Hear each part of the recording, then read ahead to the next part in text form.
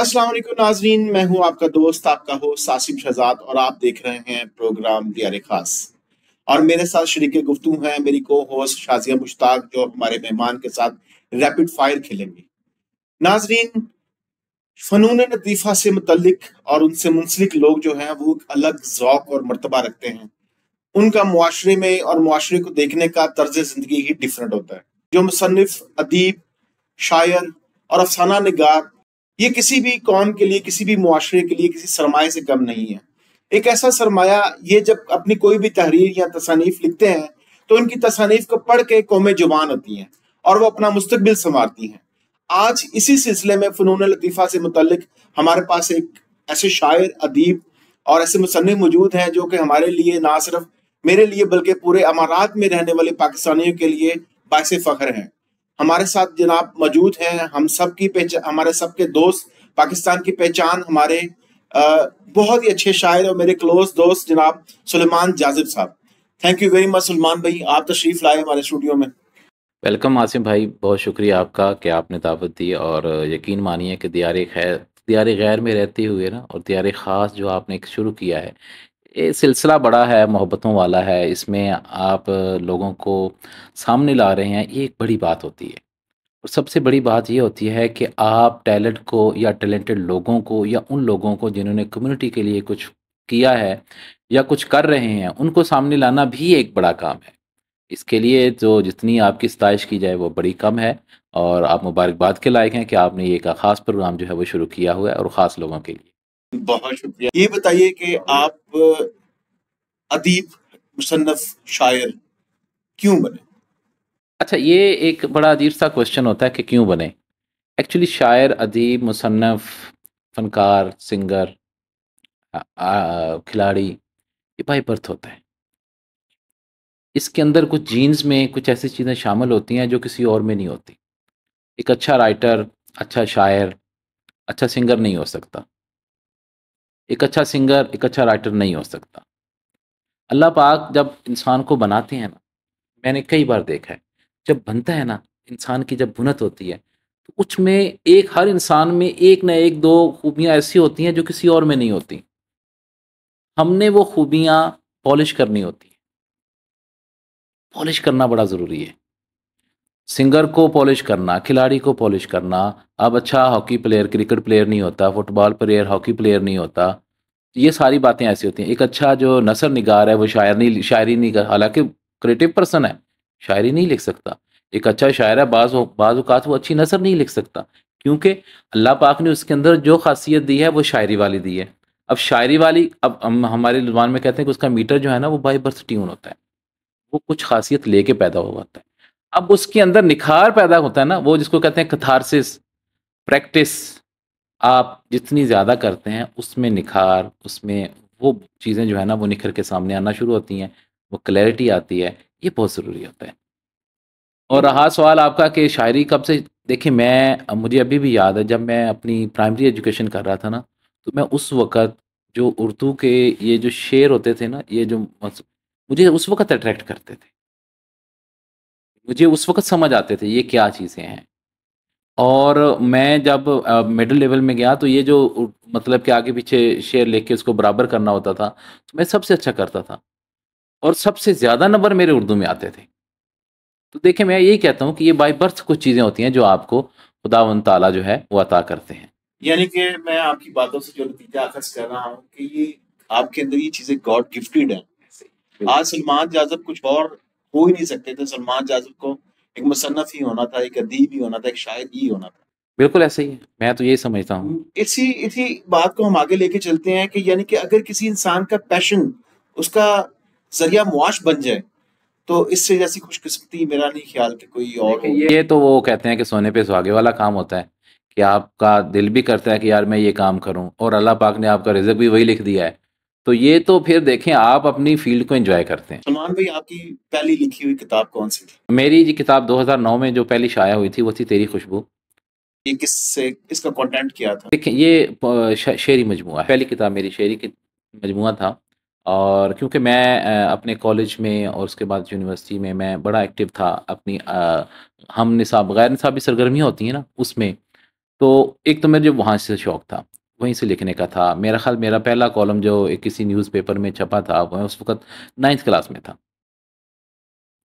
तो मेरा एक कॉलम जो है न्यूज़पेपर में छपा, मुझे बड़ी खुशी हुई। फिर मैं कॉलेज में गया, कॉलेज में जाके वो कहते हैं ना कि आपको एक गौहर-शनास भी चाहिए, जो आपके अंदर का गौहर तलाश करे कि भाई ये बंदा कॉलम से ज़्यादा अच्छा शेर लिख सकता है। जैसे मैंने आपको पहले कहा कि बंदा टैलेंटेड होता है, लेकिन आज जो आपका जो ढूँढने वाला आदमी है ना, वही है। तो फ़ैज़ साकिब साहब हमारे लाइब्रेरियन थे, वो अच्छे शायर भी थे, अल्लाह पाक उनकी मग़फ़िरत फ़रमाए। मैं एक लाइब्रेरी जाता था, वहीं पे वो न्यूज़पेपर आता था तो ज़ाहिर है, अब तस्वीर लगी हुई, नाम लिखा हुआ, उसने कहा जी अच्छा हमारा स्टूडेंट है, कॉलम भी छपता है, इवन दो कि लोकल न्यूज़पेपर था, बट क्योंकि प्रिंट होके आता था, और अगर आप आज से 10-15 साल पहले चले जाएँ तो प्रिंट की एक बाकी एक हैसियत थी, वैल्यू थी। तो उन्होंने कहा, "क्या करते हो बच्चे?" मैंने कहा, "जी कॉलम जा लिखता हूँ।" "अच्छा किस न्यूज़पेपर में?" "ये में।" "और क्या करते हो?" मैंने कहा, "सर बस छोटी-बड़ी शायरी भी हो जाती है।" "अच्छा क्या लिखते हो?" मैंने कहा, "बस शेर लिख लेता हूँ।" "कल लेके आना।" "क्या लिखते हो?" अच्छा मेरे पास क्योंकि पहले से लिखा हुआ था, मुझे लिखने की ज़रूरत नहीं पड़ी। मैंने कुछ 3, 4, 5 ग़ज़लें बड़ी अच्छी-अच्छी ढूँढ के अपनी तरफ से निकाली, पेपर पे बड़ी साफ़ करके लिखी। साफ़ करके लिखी, मैंने कहा साकिब साहब ये। अच्छा उन्होंने देखी। अच्छा वो ऐसे करके उन्होंने ऐनक लगाई, फिर कलम उठाया, फिर गलत है, ये भी गलत है, ये भी गलत है, ये भी गलत है। 4 पेजेज़ जो है ना, वो ऐसे लगाते गए। तो मुझे उस वक़्त समझ नहीं थी कि क्या लगा, ये भी नहीं थी। चौथे पता नहीं या हाँ, चौथे पेज पे उनको एक मिसरा समझ में आया, दिल की धड़कन अजीब होती है। ठीक है? उन्होंने उस मिसरे को कॉइंट किया, इसमें कुछ बात है, दिल की धड़कन अजीब होती है। उसको सबसे टॉप पे लिखा, कहते बेटा ये मिसरा जो है ना, ये पूरा वज़न, बहर, रदीफ़ सब कुछ पूरा उसमें शामिल है। इसके ऊपर ये वज़न है, इसका ये काफ़िया है, ये रदीफ़ है, अब लिख के लेके आओ। अच्छा जी, एक नया मतलब कि अब उन्होंने वज़न बताया, मैंने जाके लिखा फिर ठीक है, उसमें बहुत ज़्यादा गलतियाँ मैंने उनको दिखाया, मैंने कहा कहते ठीक है, पहले से कुछ बेहतर है लेकिन वज़न इसका ऐसे-ऐसे होता है।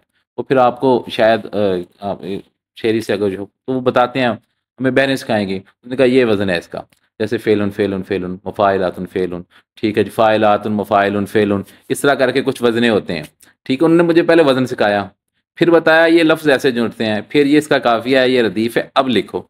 मुझे लिटरली आसिम भाई 15 दिन लगे उस एक गज़ल को पूरे पैमाने के मुताबिक करने के लिए कि जो शेरी उनका पैमाना था, जब पूरी गज़ल बनी तो उन्होंने कहा यार अब गज़ल ठीक है, इस तरह लिखते हैं गज़ल और अब मेहनत करो। मेरे नाज़रीन सुनने वाले तो आपकी बात सुनने के बाद और मज़ीद बेचैन और बेताब हो गए हैं।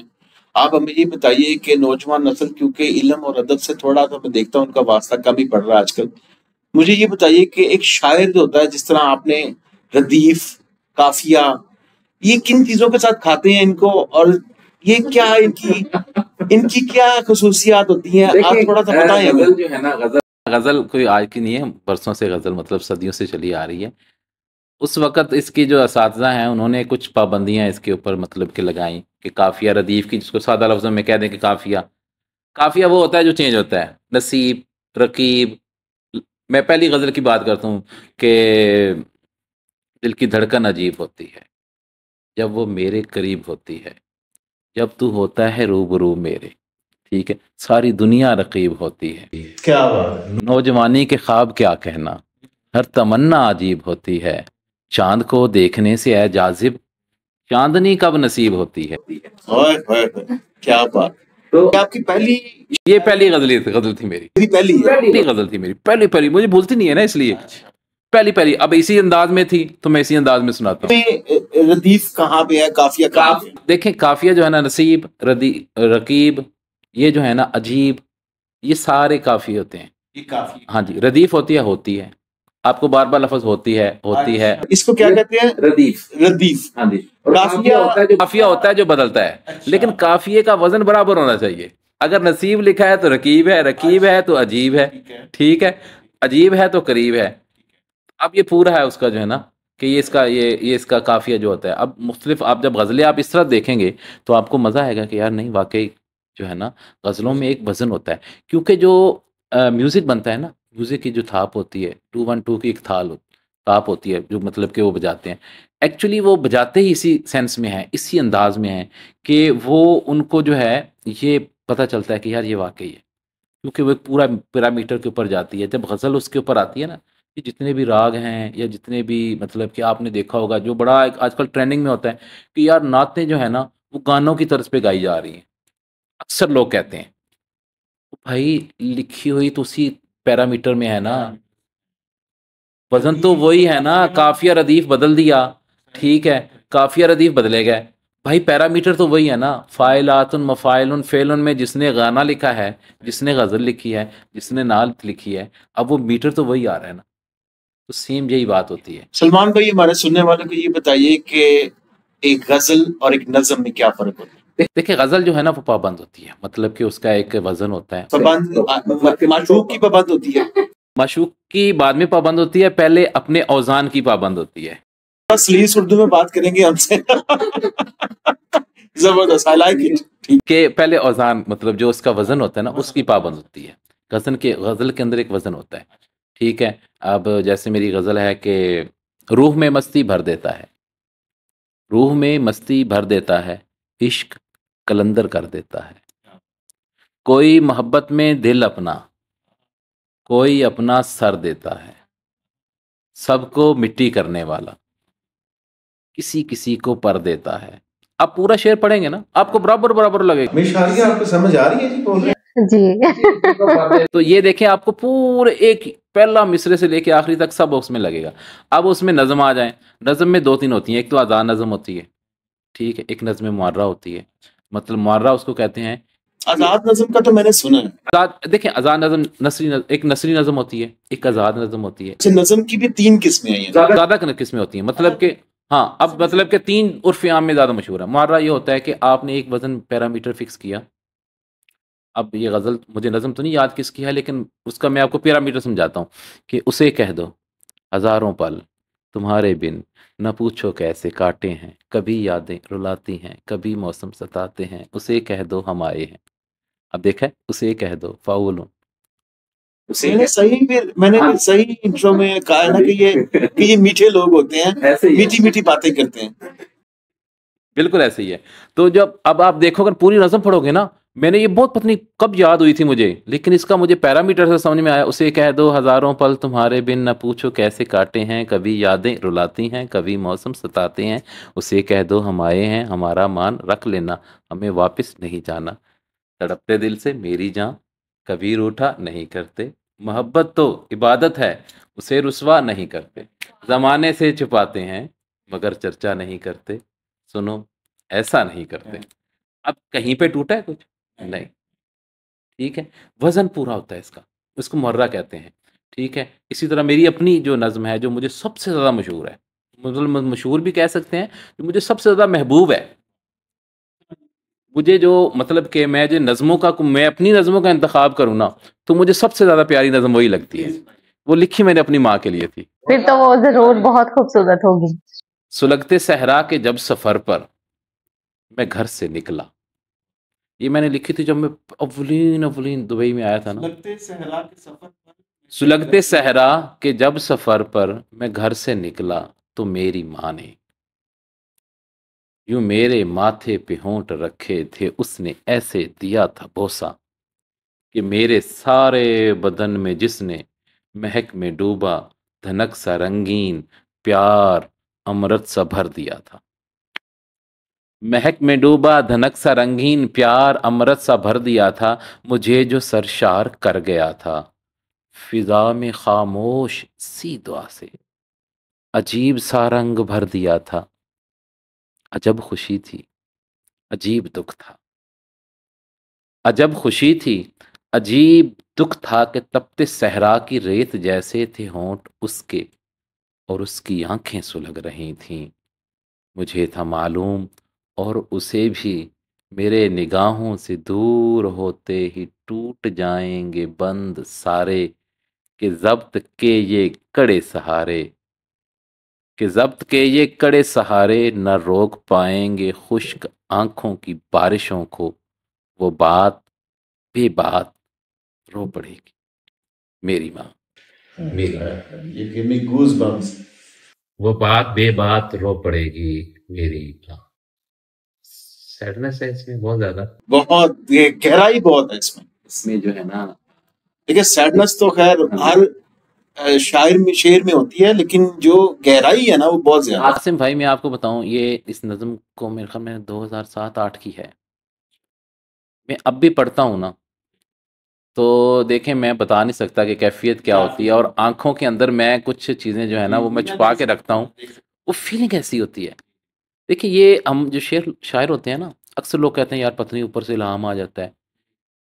हम लोग कैफियत को कलमबंद करते ये हैं। मेरा वैसे अगला सवाल भी है आपसे, कि मुझे ये बताइए कि ये शायर कहाँ बैठ के ये लिखते हैं ये बातें, कि कहाँ से ये नमूदार होती है चीजें? नमूदार नहीं, अच्छा कैफियत होती है ना, कैफियत का एक बयान होता है, आपके अंदर एक कैफियत तारी होती है। मुझे ये बताइए कि अगर आप एक इश्किया शायरी कर रहे हैं और आपने कभी जिंदगी में इश्क नहीं किया, पॉसिबल है कि वो शायर बन सकता है? नहीं, वो फिर जेन्युइन वाली इश्क की शायरी नहीं हो सकती ना। अच्छा उसके अंदर एक आपको वो जो है ना, देखें इश्क के अंदर जब, अच्छा इश्क के भी दो मसले हैं। आप हर बात की गहराई में जाएंगे ना, आप इश्क को ले लेंगे, इश्क हो गया, अच्छा जी हो गया जी, मोहब्बत महबूब मिल गया, शादियों की कहानी खत्म, ठीक है। अब वो एक नया मसला शुरू हो जाता है उसके साथ। लेकिन एक उसके पैरेलल एक और पैरामीटर चल रहा होता है कि आपको किसी से इश्क हुआ और वो नहीं मिला। थोड़ा सा रिवर्स ले जाए, महबूब मिला, शादी होगी, उसके बाद भी मिजाजिया शादी नहीं शुरू हो जाती? ठीक है, उसके बाद फिर बंदा ना उसको मिजाह में ले लेता है। अच्छा यार आपको ठीक है वो मिल गई, आप जिससे इश्क करते थे। अक्सर राहत इंदौरी साहब कहते हैं ना कि मजाहिया शायरी जो है वो बीवी भी होती है और संजीदा शायरी जो है ना माशूक भी होती है। अच्छा माशूक नहीं मिलती तो पूरी उसकी हर अदा याद आती है, फिर तो उसका मतलब कुंदन बन जाता है। ना सोचना उसको देखना, अच्छा उसके बाल ऐसे बने थे, वो बात अभी आप कभी उर्दू की शायरी पढ़े ना, तो महबूब के इर्द गिर्द बड़ी घूमती है, ठीक है। वो आंसू हैं, आंसू को कुछ और बना देंगे, ठीक है। जुल्फ़ें हैं, उसको घनी जुल्फ़ें कर देंगे, जुल्फ़ों के साए में बैठे होते हैं, ठीक है जी। वो गुजर गई है, वो यार क्या नाम है, चुपके रात दिन आंसू बहाना याद है हमको, आपका आशिकी का कितनी मशहूर गज़ल है उर्दू की, आप उसको देखें, ठीक है। अब मेरे ख्याल ये हसन अपना क्या नाम है, मौलाना, ये नाम भूल रहा है शायर का, तो देखें अब कितनी गज़ल प्यारी लिखी है यार। अब इसमें क्या कैफियत है, अब महबूब की कैफियत है कि बंदा आया है मिलने के लिए, अब वो धूप में वापस जा रहा है, वो कड़ी धूप है, पाँव जल रहे हैं, शायर ने शेर लिख दिया। यानी कि उस कैफियत से गुजरना आपका बहुत जरूरी है यार। कैफियत नहीं, वो फिर ना आपका, जब वो कैफियत से गुजरते हैं ना, तो आपको जो आपने एक देखी होती है चीज़, उसको आप जब प्रिसाइज करते हैं, लिखते हैं, उसका इम्पैक्ट पड़ता है। आपके सामने भी माइक लगा है, मेरे सामने भी माइक लगा है, मैं अगर लिखना चाहूँगा ना आपकी तरफ से आपके माइक को, तो मेरी उस लफ्ज़ में, उन लफ्ज़ों में, उनमें जान नहीं होगी। मैं सादा लफ्ज़ों में समझाऊँ तो, ठीक है। अगर मैं अपनी एंगल से ये दिखाऊँगा ना कि जनाब यहाँ से माइक का सफ़र कैसा है, तो ये मेरी अपने वर्ड्स होंगे, मेरी अपनी फीलिंग होंगी, और मेरा अपना कैनवस होगा कि जो मेरे कैनवस के अंदर चीज़ें महफूज हो रही हैं। सलमान जाज़ब के शायरी में उस्ताद कौन से हैं? देखिए जी, मैंने सीखा है, जो मैंने पहले भी कहा कि फैल साकिब साहब हैं, फैल साकिब साहब से मैंने औज़ान सारे सीखे। लिखते कैसे हैं मैंने बिल्कुल सीखा। फिर मैं यहाँ पे जब दुबई आया तो इस्लाम अज़मी साहब हुआ करते थे। इस्लाम अज़मी साहब ने ना एक तो मुझे बताया कि शेर लिखते कैसे हैं, सही वाला। मतलब कि एक शेर लिखना होता है, एक अपने ही शेर के अंदर से गलतियाँ निकालना, उसको ठीक करना, फिर ठीक करना, फिर ठीक करना। और अपने शेर के अंदर से कई मौज़ूआत को कलमबंद करना, अपने एक ही शेर में। मतलब आप देख रहे हो कि यार मैं बैठा हूँ, अच्छा मैं अब क्या लिखूँ? अब दिमाग में कई मिसरे आ जाते हैं। सलमान भाई आपकी जो तसानीफ हैं शायरी के अलावा वो क्या क्या है? देखें शेरी तसानीफ मेरी दो हैं। इश्क कलंदर कर देता है मेरी दूसरी किताब थी, शायरी शेरी मजमुआ था, और उससे पहले मेरी थी तेरी खुशबू। फिर उसके बाद जो है सूरज डूबा नहीं करते। मुझे जहां तक याद पड़ता है खुशबू आपने मुझे गिफ्ट की थी। यकीनन की होगी, बिल्कुल ऐसे ही है, बिल्कुल ऐसे ही है। उसके बाद जो है सूरज डूबा नहीं करते, शाकिर कंडान साहब हैं, उनकी तकरीबन कोई 100 के करीब किताबें आने वाली हैं, बड़ा काम किया उन्होंने तहकीक पे। उनके फ़न व शख्सियत के ऊपर मैंने किताब जो है ना वो मुरतब की थी, जिसमें उनकी किताबों का एक समरी मैंने लिखी थी, वो तकरीबन 500 पेजेस की जो है वो किताब बनी थी, और उसके ऊपर जो है ना, जो उनके शख्सियत के ऊपर अब थीसिस हो रहे हैं, तो वो रेफरेंस के तौर पर यूज़ करते हैं। एक तो मुझे बड़ा अच्छा लगता है कि यार किताब चलो रेफरेंस के तौर पर यूज़ हो रही है, और दूसरी किताब जो रेफरेंस के तौर पर मेरी यूज़ हो रही है, मतलब कि जो रेफरेंस के तौर पर लिखते हैं, सानिया पेशावर के ऊपर मैंने किताब मुरतब की थी, कत्ले गुल। कत्ले गुल मुत्तहिदा अरब इमारात में और ओमान में रहने वाले जो उस वक़्त के शुअरा और अदीब और सहाफ़ी थे, उन्होंने जो जो भी लिखा, चाहे नसर में था, शेर में था, मैंने उनको ना महफूज कर लिया, कलमबंद कर लिया, मैंने उन सब से इकट्ठा किया, उसको शाया किया। और यूएई के अंदर उस वक़्त उस 1 महीने के अंदर जितने भी प्रोग्राम हुए, सब की मैंने एक रुदाद लिखी। रुदाद लिख के फिर वो प्रिंट हुई और सानिया पेशावर पे शाया होने वाली वो पहली किताब थी। अब जो बंदा भी या जो मतलब यूनिवर्सिटी उस साने के ऊपर अपने थीसिस करवा रही है, मेरे लिए ये अच्छी बात है, खुशकिस्मती भी है कि मेरी किताब बतौर रेफरेंस के तौर पर मुझे कई यूनिवर्सिटीज़ की तरफ से आया कि यार किताब भिजवा दें, हमारे बच्चे जो है ना इसके ऊपर जो है वो थीसिस लिख रहे हैं। तो ये चौथी किताब थी। फिर पांचवी किताब जो थी वो यहाँ पे डॉक्टर शिहाब हैं, उनके जो अरबी की शायरी है मैंने ना उर्दू में ट्रांसलेट की थी। वो एक बड़ा अच्छा काम हो गया था उस वक़्त, क्योंकि डॉक्टर शहाब साहब के साथ मेरी बड़ी अच्छी लैग थी, जाना-आना। ऐसे ही जैसे हम दोस्तों की तरह मिलते हैं, बैठते हैं, डॉक्टर साहब कहते हैं यार किताब आ गई है। अच्छा, अब इंग्लिश में तर्जुमा हो गया, अब यार फ्रेंच में हो गया, अब हिंदी में हो गया, मलयालम में हो गया है। ऐसे करते-करते कोई 18-19 तर्जुमे उनके हो गए। तो मैंने कहा अच्छा, अब उर्दू भी शामिल कर लें, हम उर्दू में भी कर लेते हैं। तो मतलब कि मैंने कुछ जो आती है ना उनकी शायरी, थोड़ी-थोड़ी करके मैंने उर्दू में ट्रांसलेट करके उनको देना शुरू कर दी। कुछ अरसे बाद मुझे एहसास ये हुआ कि यार जितनी कि मैं ट्रांसलेशन कर चुका हूँ ना, ये तो खुद सेल्फ एक किताब बन चुकी है। आपकी बेस्ट तसनीफ कौन सी है? देखें, ये तो इसका फैसला तो कायरी नहीं कर सकते हैं कि कौन सी किताब बेस्ट है। देखें, जैसे वालदैन को बच्चे प्यारे होते हैं ना, ऐसे ही एक राइटर को अपनी सारी किताबें एक जैसी लगती हैं। ठीक है कि यार ये भी किताब अच्छी है, ये भी किताब अच्छी है। मैं अक्सर कहता हूँ कि बाज़ औक़ात जो गज़ल मुझे अच्छी लग रही होती है वो किसी और को नहीं लगती, और जो वो सुनना चाहते हैं हम कहते हैं यार इतनी घटिया गज़ल लिखी थी, क्यों लिखी थी? और मैं मज़े की बात बताऊँ, एक गज़ल मेरी इतनी मतलब कि लोग सुनते भी हैं, मशहूर भी है कि, लेकिन जब मैं किताब शाया कर रहा था ना, लिटरली मैंने किताब से गज़ल निकाल दी थी।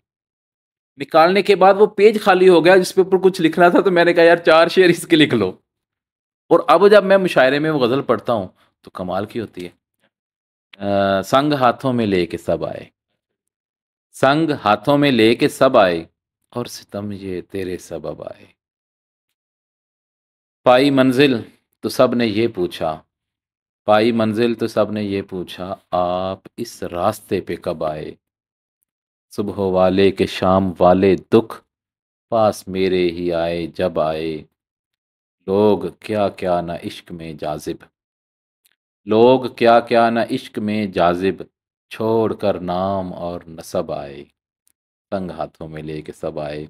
यकीन मानिए मैंने ये गज़ल निकाल दी थी, बाद में शामिल कर दी। अब मैं जब शेर मतलब कि सुनाता हूँ मुशायरे में, तो बाज़ औक़ात तो मैं मुशायरा इसी गज़ल से शुरू करता हूँ, क्योंकि समझ आती है। सलमान जाजिब की अब तक कोई ऐसी ख्वाहिश जो इल्म और अदब के हवाले से पूरी ना हुई हो? इल्म व अदब के अलावा भी मेरी कोई ऐसी ख्वाहिश नहीं जो पूरी ना हुई हो। मैं अक्सर दोस्तों को कहता हूँ कि मेरे पे अल्लाह का बड़ा ही करम है, अल्लाह की बड़ी ब्लेसिंग है। जो भी दिल में ख़्याल आया ना कि अल्लाह पाक ऐसा होना चाहिए, वो हो जाता है। क्या आप समझते हैं आपने हिस्से का बेस्ट काम कर लिया आपने? नहीं, अभी तो कुछ भी नहीं किया, अभी तो देखें काम करना है, बहुत कुछ करना है।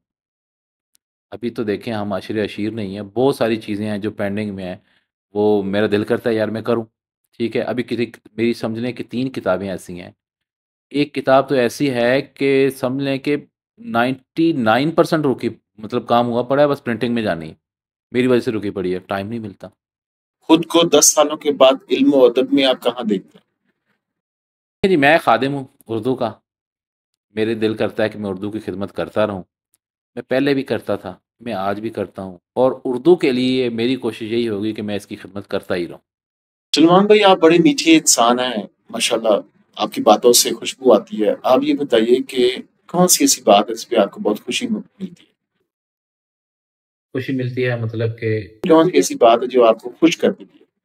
जब मैं किसी को हेल्प कर देता हूँ, किसी भी हवाले से हो, जैसे कि मदद करके आपको खुशी मिलती किसी भी हवाले से हो, ये नहीं है कि फाइनेंशियली हो, कोई भी मदद हो सकती है। देखिए हेल्प करनी होती है ना, जब मैं किसी का कोई सहारा बनता हूं ना कि यार इस बंदे को इस वक्त मेरी जरूरत थी और मैं उसके साथ खड़ा हो गया जाके, चाहे लफ्जों के साथ ही खड़ा हुआ या उसको किसी और चीज की जरूरत थी, मैंने उसके लिए एक वसीला बना कि यार उसका काम हो गया मेरे वसीले से, तो मुझे ज्यादा खुशी ये होती है कि यार अल्लाह पाक तेरा शुक्र है कि बंदों के काम तू मुझसे ले लेता है। तो मैं इस बात में ज्यादा खुश होता हूँ कि मैं जितने भी लोगों की कहीं ना कहीं कुछ भी किसी भी हवाले से कर सकता होता हूँ ना, मैं कर देता। फिर मैं नहीं सोचता कि ये कहता, और मैं दूसरा बात ये करता हूँ करके ना फिर मैं भूल जाता हूँ। अगर आपको जिंदगी में दोबारा मौका मिले, जिंदगी आपको रिवर्स करने का मौका देती है, अपनी कोई ऐसी गलती जो आप समझते कि मैं उसको सुधार लूंगा तो ये ठीक हो जाए। मेरे पास 2-3 बार बड़े अच्छे मौके आए कि मैं उस वक्त बिजनेस शुरू कर सकता था, वो गोल्डन चांसेस मैंने लाया। मैं इसको गोल्डन कहता हूँ कि आपके पास जैसे एक बॉल होती है ना, अल्लाह पाक भेजता है आपके लिए वसीला बना के, यार काम कर, बंदा उसकी कदर नहीं करता, फिर भेजता है, फिर भेजता है, फिर भेजता है, और बंदा उसको इग्नोर कर देता है। और कुछ टाइम के बाद उसको रियलाइज होना शुरू करता है, यार तूने क्या बड़ी चवल मार दी, इस वक्त थोड़ा सा तेरा बोल्ड होना या थोड़ा सा तेरा एक्टिव होना तुझे कहां से कहां तक लेके जा सकता था। ठीक है, ये मुझे 2-3 बार 4 बार जो है ना चांसेस अपनी लाइफ में मिले, और ना सिर्फ चांसेस मिले, मुझे स्ट्रांगली जो है ना, मतलब कि ये है कि कुछ दोस्तों ने इतना कहा कि यार ये है, ये काम कर, मैंने छोड़ दिया। उसका मुझे फील होता है कि काश वो रिवर्स हो और 10 साल पीछे चला जाए, बल्कि 15 साल चला जाए, और मुझे जो उस वक्त 2-3 मौके मिले थे ना, तो मैं उनको उन चांसेस को मैं अवेल कर सकूं। मैं अक्सर जो दोस्तों को कहता हूँ भाई, जब आपको कोई चांस मिले ना, और जब आपको कोई बंदा आपके ऊपर भरोसा करने वाला हो, ठीक है, उसी वक्त उसको जो है ना अपनी 100% दे के और उसके साथ अटैच हो जाए। शायद अल्लाह पाक ने आपके लिए उसको किसी न किसी तरीके से वसीला बना के दे दे।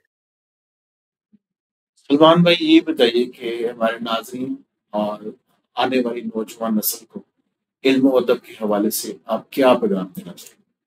हमारे यहाँ जो सबसे बड़ा मसला इस वक्त यह है ना कि हमें उर्दू लिखनी नहीं आती, और दूसरा उसके साथ ही पैरेलल मसला ये होता जा रहा है कि हमें उर्दू बोलनी भी नहीं आती। आप हमारी एज के, हमारी जनरेशन के लोगों को उर्दू की समझ है, लेकिन हमारे जो अब के बच्चे हैं, मैं अक्सर कहता हूँ, मैं अक्सर अपने बच्चों को खुद मोटिवेट करता हूँ, यार कुछ करो, एजुकेशन ऐसी होती है, तरीकेकार ऐसा होता है, वो इससे दूर होते जाते हैं उर्दू से, क्योंकि सिलेबस सारे का सारा जो है ना, आप अंदाजा करें जिस जमाने में हमें फिजिक्स, केमिस्ट्री और इंग्लिश मुश्किल लगती थी, आज वक्त वो ये आ गया कि बच्चों को उर्दू मुश्किल लगती है, बच्चों को उर्दू में लिखी हुई इस्लामियात मुश्किल लगती है कि ये क्या पढ़ना पड़ रहा है हमें। ठीक है, बच्चों की सपनियां किसमें आ रही हैं उर्दू के अंदर। वजह क्या है कि हम अपनी जुबान से कटते जा रहे हैं। ये हमारे आने वाले दिनों के लिए जो है ये बड़ा मसला बन सकती है कि हमें उर्दू नहीं आएगी हमारे बच्चों को, क्योंकि मैं एक माइनर मतलब कि उसकी या ओवरऑल मैं प्रोस्पेक्टिव में बात कर रहा हूँ, ज्यादा मसाइल हैं इस मामले में। बहुत थोड़ी सी एक तादाद है जो उर्दू के ऊपर काम कर रही है, लेकिन वो इनफ नहीं है। बहुत शुक्रिया सलमान भाई, आज दिल तो कर रहा है कि आपके साथ मीठी मीठी बातों का सिलसिला जारी रहे। वक्त की किल्लत की वजह से मुझे इस प्रोग्राम को ज्यादा तवील नहीं कर सकता मैं। इंशाल्लाह आपके साथ एक सेशन और करेंगे। एक और सेशन भी आपने करना है, अगर कीजिएगा बिजनेस का कीजिएगा, रिलेटेड टू बिजनेस। देखें आज की हमारी सारी गुफ्तगू जो है वो सारी रही है अदब के वाले, लेकिन मैं ये चाहता हूँ कि हमें ना बिजनेस के ऊपर भी बात करनी चाहिए। इस वक्त हमारे दोस्तों को, हमारे आने वाले लोगों को, हमारे पेशरों को इल्म अदब की तो जरूरत है ही है, बिजनेस की और इसकी भी बड़ी जरूरत है। बिल्कुल मेरे दोस्त हैं इरफान साहब, ठीक है, मैं उनका बहुत ममनून हूँ। मैं अक्सर प्लेटफॉर्म पे कहता भी हूँ कि जिनकी वजह से मुझे बिजनेस की समझ आई, तो आप उनको लेके आइए, उनका ठीक है, कि उनकी वजह से मुझे बिजनेस की समझ आई। और मैं अक्सर कहता हूं कि यार आपकी जिंदगी में कोई टर्निंग पॉइंट होता है जब आपको कुछ अल्लाह पाक ने अता करना होता है और कुछ सिखाना होता है। मैं शायद बिजनेस में ना आता, वो मुझे जैसे कहते हैं ना कि बंदा घूमता मैं यहाँ से पाकिस्तान गया, पाकिस्तान से सरगोदा गया, सरगोदा में 1-2 रुपए की पुलाव हुआ, वापस लाहौर आया, लाहौर आके बैठा, तो उन्होंने कहा यार ये काम क्यों नहीं करता। अच्छा अभी कर रहेगा कौन, सारी जिंदगी शेर लिखते गुजर गई, कॉलम लिखते गुजर गई, खबरें बनाते गुजर गई, मतलब सहाफत में गुजर गई। अब ये हमारी सारी मतलब के काम हमारे, ये इंटायरली डिफरेंट फील है। आप एक बंदे को कह रहे हो जो बंदा 24 घंटे घूमता फिरता है, इवेंट अटेंड करता है और मुशायरे पढ़ता है, गैदरिंग में जाता है, होता है इंटायरली डिफरेंट कि आप बिजनेस कर लो, जो कि इंतहाई शुरू में मुश्किल लगा क्योंकि उसका थीम ही अलग है, आपकी सोच ही अलग है, आपकी लैंग्वेज ही अलग है। तो फिर उन्होंने कहा नहीं यार 2 4 6 महीने दोगे तो समझ आ जाएगी। आहिस्ता आहिस्ता आप मुझे अपनी नेचर को चेंज करने में 6 महीने लगे। बिजनेस की तरफ आते हैं। बिजनेस क्योंकि दिमाग में फिट नहीं होता ना, हम बिजनेसमैन लोग नहीं है, सही। हम यहाँ से भी कमजोर हैं और यहाँ से भी कमजोर हैं, सही है, क्योंकि बिजनेस की समझ नहीं आती। तो इसको स्ट्रॉन्ग करने के लिए आपका जो कंपेनियन है, जो आपका साथी है ना, वो कम से कम उस स्ट्रॉन्ग हो, आपको थोड़ा थोड़ा फीड करे, ये कर लो फिर ये कर लो फिर ये। आप इसको ऐसे कर लें कि नेक्स्ट प्रोग्राम में आप अपने साथ इरफान भाई को लेके आइए। इरफान साहब को मैं जरूर लाऊंगा जी, ताकि बिजनेस के हवाले से भी बिजनेस की बातें ही कराऊंगा। बिल्कुल जी बिल्कुल। क्योंकि आज का स्पेशल प्रोग्राम इल्म और अदब से रिलेटेड था। जी जी जी। तो उससे मुंसलिक था, तो मीठी मीठी बातें चल रही थी, तो फिर बिजनेस की भी बातें करेंगे ताकि हमारे नए आने वाले नौजवान और स्पेशली अमरात के अंदर रहने वाले आने वाले जो हमारे पाकिस्तानी हजरात जो बिजनेस यहाँ करना चाहते हैं, जी जी, वो भी मुस्तफीद हों उस प्रोग्राम से। बिल्कुल ऐसे ही है। तो अभी जो ना शादिया मुश्ताक बहुत बेचैन हो रही है कि उन्होंने रैपिड फायर आपके साथ खेलना है। जी जी। तो अब मैं माइक की तरफ ट्रांसफर करता हूँ। जी शादिया। बहुत शुक्रिया आसिम साहब। तो सलमान साहब, रैपिड फायर अभी हम खेलेंगे और आपको ज्यादा वक्त नहीं लेना है, ठीक है? आपको जल्दी जल्दी जवाब देना है, ठीक है? तो आपका पसंदीदा सियासतदान शेख रशीद या तलाल चौधरी? इनमें से एक चूज करना है या दोनों ही नहीं करना? एक आपको एक, आप ज्यादा वक्त नहीं ले सकते। ऑप्शन में फिर शेख रशीद अच्छा है तलाल से, तो ठीक है। आपकी नजर में बेहतरीन शायरा परवीन शाकिर या अदा जाफरी? परवीन। आपका पसंदीदा तफरीही मुकाम स्विट्जरलैंड या मरी? देखिए स्विट्जरलैंड तो गया नहीं, लेकिन मरी में गया हूँ। अच्छा। तो मैं अक्सर कहता हूँ कि मरी बड़ा अच्छा है क्योंकि हमारे लिए भी जाना आसान होता है। ठीक है। तो पसंदीदा शायर वसी शाह या फरहत अब्बास शाह? वसी शाह। ठीक है। आपका फेवरेट फूल गुलाब या नरगिस? गुलाब। ठीक है। पसंदीदा किताब पीरे कामिल या राजा गिद्ध? राजा गिद्ध। ठीक है। बेहतरीन डिश बिरयानी या पुलाव? पुलाव। कौन सा वाला, चिकन या मटन? चिकन। ठीक है। आपको कौन सा रंग ज्यादा पसंद है, नीला या सफेद? नीला। आपके हिसाब से बेहतरीन सहाफी हामिद मीर या आफ्ताब इकबाल? देखिए दोनों अपने अपने फील्ड में एक आपको एक चूज करना है। लेकिन जो तहकीकी मुझे जो ज्यादा अपील करता है वो हामिद। ओके। बेहतरीन मुसन्निफा रजिया भट्ट या बानो कुदसिया? बानो कुदसिया। बहुत शुक्रिया सलमान साहब। मैंने आपकी जो शायरी है, गजल, आपने जो कुछ भी सुनाई, मैंने बहुत इंजॉय किया, बहुत। और मैं चाहूंगी कि मैं आपकी किताब जो है वो जरूर पढूं और आपको फीडबैक दूं उसका। सवाल थोड़े मुश्किल किया करें ताकि और मजा आएगा। ये मुश्किल नहीं था, तलाल चौधरी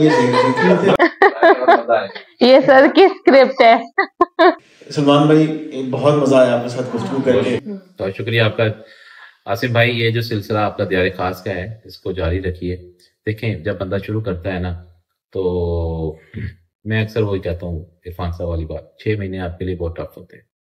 अच्छा, उससे पहले 6 महीने वाला पीरियड मेरे दोस्त हैं हाफिज जाहिद अली साहब, और वो मुझे कहते थे कि बंदे का पता लगता है 6 महीने बाद। 6 महीने तो बंदा शौक में गुजार देता है, ठीक है। उससे पहले मैं आपको बताऊं, कुद्दूस साहब होते थे यहाँ पे, अल्लाह पाक उनकी मग़फ़िरत फरमाए, इसमें खलीज टाइम में, तो वो भी कहते थे यार 6 महीने तक तो हर बंदा ही चल पड़ता है, 6 महीने के बाद देखेंगे। जब नए नए साफी आना शुरू हुए ना, तो बड़े धीमे आ रहे थे, कहते 6 महीने। देखिए 6 महीने का पीरियड जो है ना, वो बहुत इंपॉर्टेंट होता है किसी भी चीज के लिए। अगर आपने अपने इस तसलसल को देखें, प्रोग्राम रिकॉर्ड करना, एडिट करना, लगाना, ठीक है, और फिर हवा में चले जाना सारा कुछ का, और वहां से कभी रिस्पॉन्स का आ जाना और कभी ना आना, कभी आपको अच्छे वर्ड्स मिलते हैं और कभी नहीं मिलते, कभी आपको मतलब कि लाइक पोलिंग का मसला होता है, इससे नहीं घबराना। बहुत शुक्रिया। ठीक है, आपने इस सिलसिले को जब शुरू किया है ना, दियारे खास को, इसको आप लेके चलें इंशाल्लाह। ये कुछ वक्त आएगा, थोड़ा सा सब्र करना पड़ेगा, कथारसिस कर लेके चलना पड़ेगा, फिर आपको फील होगा कि यार 6-8 महीने गुजरने के बाद आसिम की अपनी एक पहचान है, इस प्रोग्राम की अपनी एक पहचान है।